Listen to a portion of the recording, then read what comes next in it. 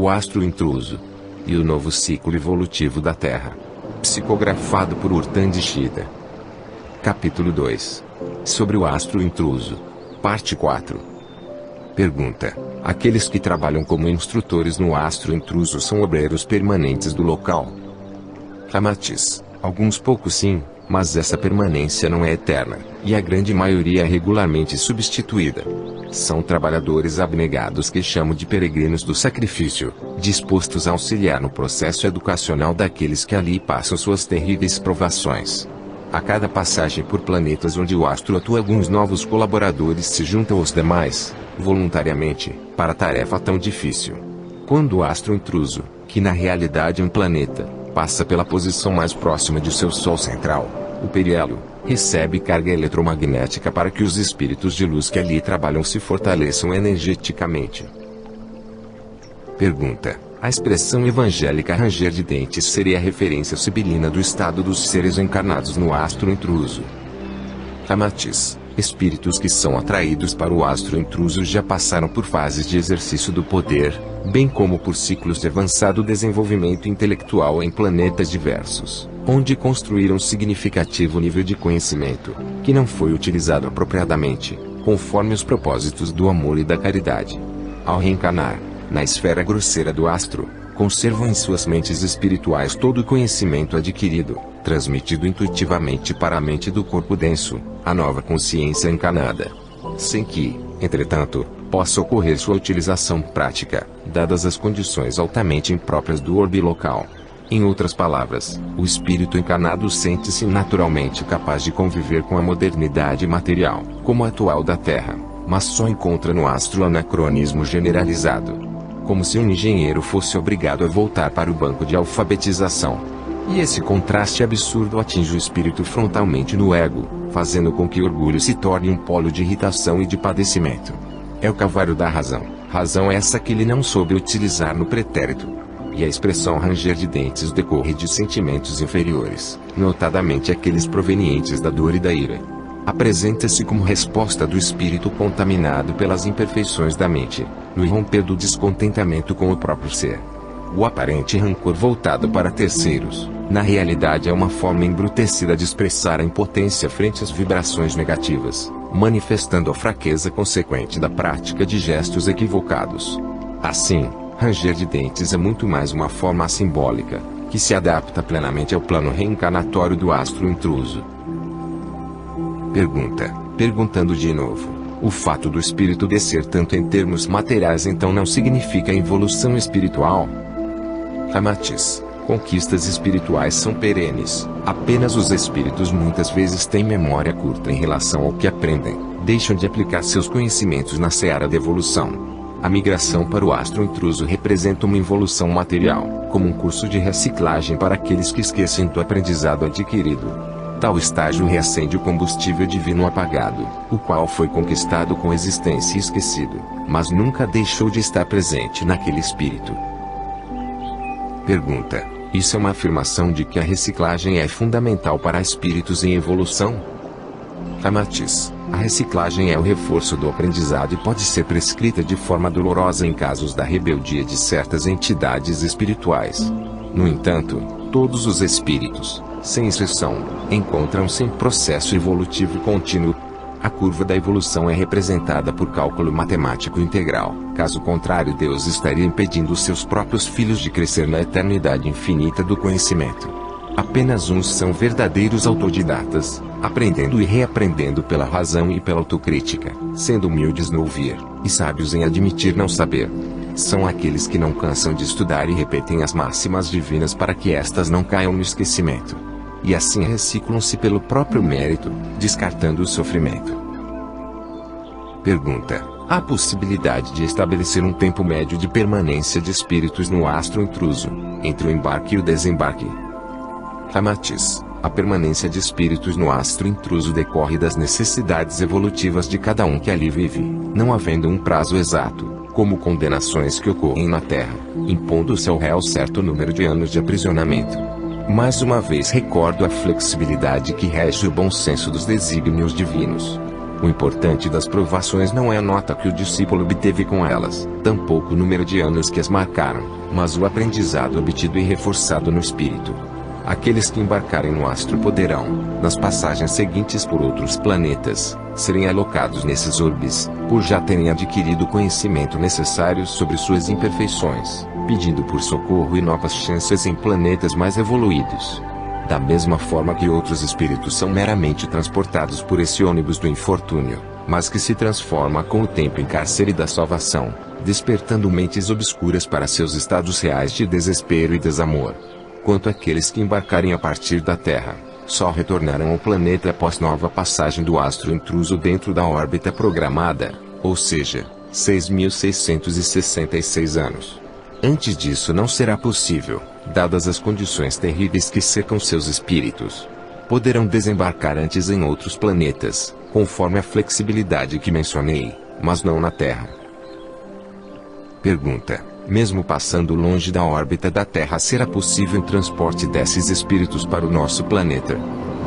Ramatiz: quando o astro intruso passa longe da órbita terrestre, ele tem a função de simples ônibus cósmico, trazendo de volta aqueles espíritos que já podem retornar, ou conduzindo aqueles que se apresentam como voluntários para o trabalho de assistência naquele orbe.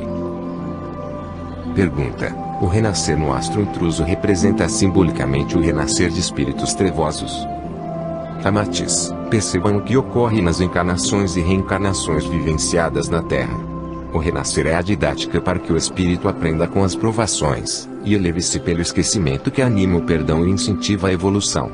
Apenas as provações não atingem seus propósitos quando aqueles que deveriam ser beneficiados entregam-se, pelo livre-arbítrio, à revolta contra a pertinência divina. E abraçar a antítese de Deus é colocar-se ao serviço das trevas, simbolicamente ao lado esquerdo de Jesus. O ingresso reencarnatório no astro intruso, assim, tem seu significado próprio.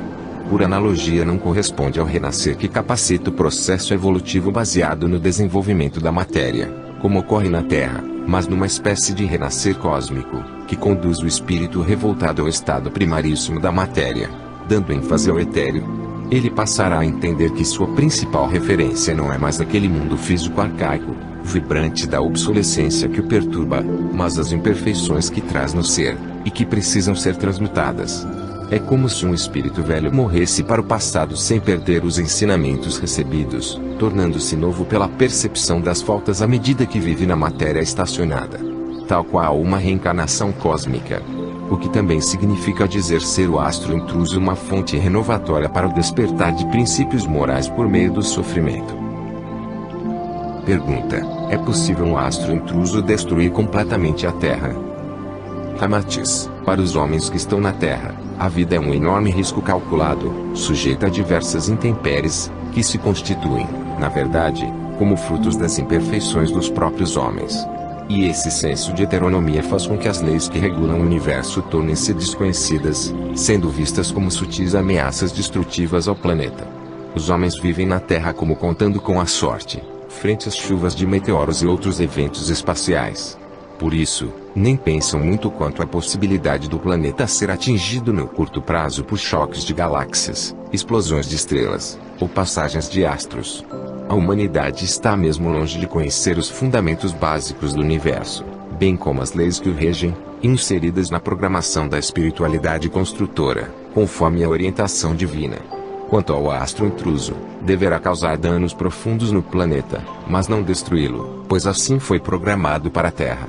Sua ação, como já foi visto, provocará desastres naturais de consequências irreversíveis, quando maremotos farão os oceanos se apoderarem de áreas que hoje se constituem em solo seguro, erupções vulcânicas, além da eclosão de inúmeros ciclones e terremotos, acompanhados de fortes chuvas e inundações.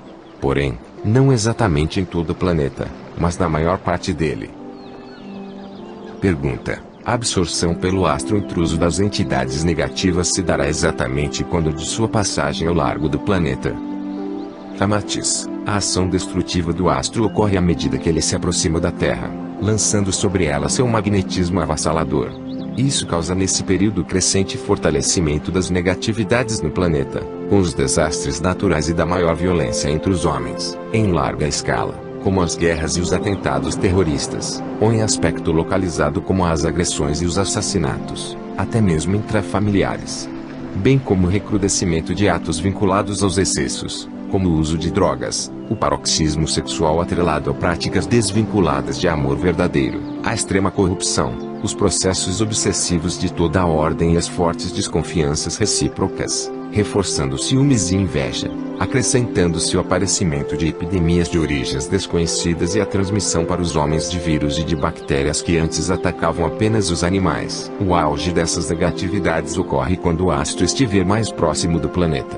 Porém, a atração dos seres que para ele migrarão se verifica em 3 etapas básicas. A primeira, na aproximação do astro, quando eles são alocados nas profundezas dos umbrais em torno da Terra, como imobilizados em solitários e em estado de torpor, aguardando a chegada do astro para serem levados. A segunda, no exato momento da passagem do astro, que conduzirá as entidades espirituais que estão desencarnando naquele momento, bem como as que se encontram meio à confusão que se estabelecerá nos planos espirituais inferiores.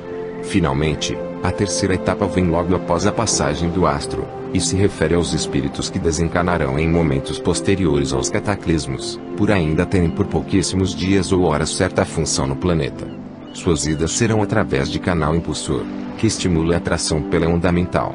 É como se eles mesmos percebessem estar atrasados no embarque do astro e perseguissem no desejo de se vincular à negatividade que lhe proporciona e que os atrai, sem que saibam o que estão realmente escolhendo, em processo que se assemelha a uma grande ratoeira denso etérea. Pergunta: apenas os espíritos serão levados, ou também as cargas energéticas que os cercam? Ramatiz: espíritos que não cuidaram de transmutar suas imperfeições estão em tal situação negativa, que levam em suas constituições todo o aparato que construíram em suas passagens pela Terra, em verdadeiras bagagens que mais se aproximam de lixo etéreo, vibrando forte magnetismo caótico e sentimentos de dor e de angústia, bem como energias formadas de larvas, de miasmas, e de espectros diversos de animais peçonhentos, trabalhos de magia negra e outras raízes malignas que cultivaram. Incluem-se aí as vibrações de seus camarupas. Todo esse lixo kármico então é conduzido para o astro, ampliando lá o grande depósito de detritos cósmicos, que reforçará os estágios probatórios de todos que ali se encontram.